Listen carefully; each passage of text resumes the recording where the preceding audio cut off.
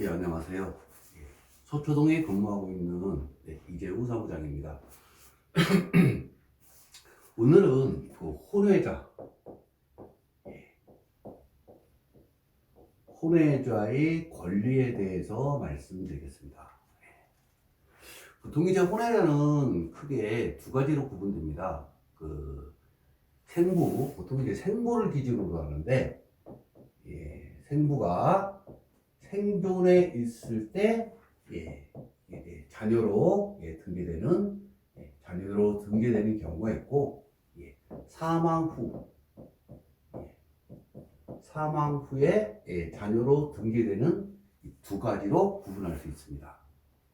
통상적으로 이 사망 후에 이제 가족관계 등록부에 생부의 가족관계 등록부에 이제 자녀로 올라가는 자녀를 보통은 이제 사후인지자 이렇게 얘기를 합니다. 오늘은 이 사후인지에 대해서 말씀드리겠습니다. 사후인지로 상속인의 권리를 취득한 혼외자에 대해서 말씀드리겠습니다.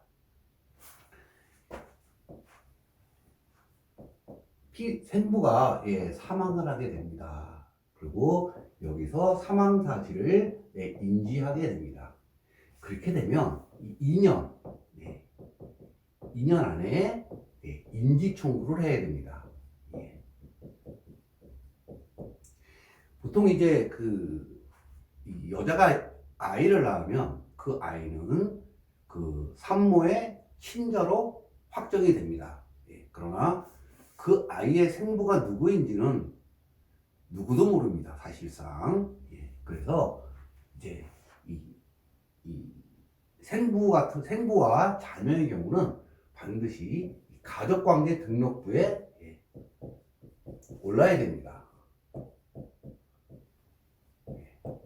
그리고 이 가족관계 등록부에 오르는 절차가 바로 인지청구입니다.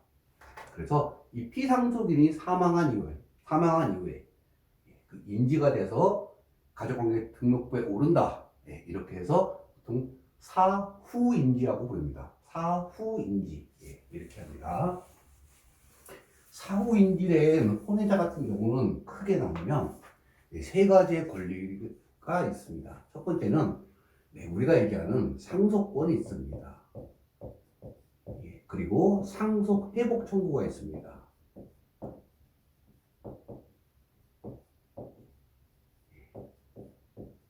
그리고 마지막으로 유류분 반환 청구권이 있습니다.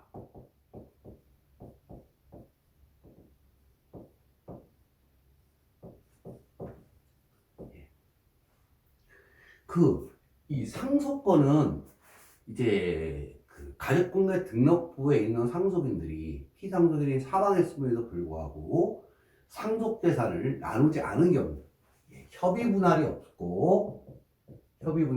경우, 이 경우에는 이제 그리고 상속재산 분할 심판이 없습니다. 판결, 재판이죠. 재판이 없는 경우, 그래서 그냥 피상속인 명의로 그냥 남아있거나 이런 경우는 이게 사후 인지가 돼서 피상속인 생부의 가족관계 등록부에 올라가게 되면 그 상속인들과 동일한 권리를 취득을 해서 협의 분할을 하거나 소송을 통해서 자기의 상속분을 취득할 수 있습니다. 그 다음 이 상속 회복 청구권은 처음에 아까 말씀드렸듯이 사망할 당시에 여기서 인지가 되니까 이 상태에서는 이 혼외자는 가족관계 등록부에 없습니다. 그러다 보니 생부의 본처와 자녀들만으로 상속재산 분할 협의라든가 상속재산 분할 심판 청구 소송이 가능합니다. 그래서 이런 절차를 거쳐서 이미 상속이 종료된 경우, 상속이 확정된 경우, 이 경우에 혼외자의 원래 자기의 상속분, 그러니까 만약에 이 혼외자가 가족관계 등록부에 있었다면 취득해야 될 권리를 돌려받는 것을 상속 회복 청구권이라고 얘기합니다. 이 경우는 좀 이례적으로 가액입니다. 이 위에 같은 경우 아직 상속이 일어나지 확정되지 않은 경우는 생부에 부동산이 있는 경우 그것을 지분별로 나눠 갖게 됩니다. 부동산은 부동산대로, 예금은 예금대로 이렇게 나눠 갖게 됩니다. 그러나 이 상속 회복 청구권은 이미 그 상속 부동산이나 예금이나 이런 것들이 다 분할이 돼서 끝났기 때문에 그때는 돈으로 청구하게 됩니다. 자기의 상속분을.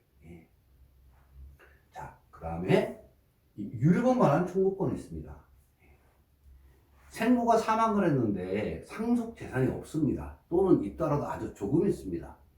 그래서 그 상속분을 받는다 하더라도 물론 없는 경우에는 전혀 받을 수가 없겠죠. 그런 경우에 유류분이 침해되면 일반적인 유류분과 동일하게 유류분 반환 청구권을 행사할 수 있습니다. 그래서 이 혼외자 같은 경우는 사후 인지자 같은 경우는 이런 세 가지의 권리를 갖습니다. 다만 말씀드렸듯이 아까 얘기드렸듯이 인지청구는 2년 안에 해야 됩니다. 2년. 사망한 사실 안날로부터 2년 안에 해야 됩니다. 그리고 여기에서 이제 크게 분류를 하셨으면 각각의 그 특징에 대해서 조금만 알아보겠습니다. 이 상속이 아직 시작되지 않았기 때문에 이거는 구체적 상속분을 기준으로 합니다. 그리고 여기에는 기여분 청구도 가능합니다. 일반 상속처럼 그렇게 됩니다. 또 이 상속 회복 청구권 같은 경우는 이미 그 분할이 맞춰졌지만 새롭게 상속 회복 청구권이 들어왔을 때 기여분 청구를 반소로 할 수 있습니다. 무슨 얘기냐면 본처가 있고 자녀들이 있는데 혼외자가 상속 회복 청구 소송을 넣습니다.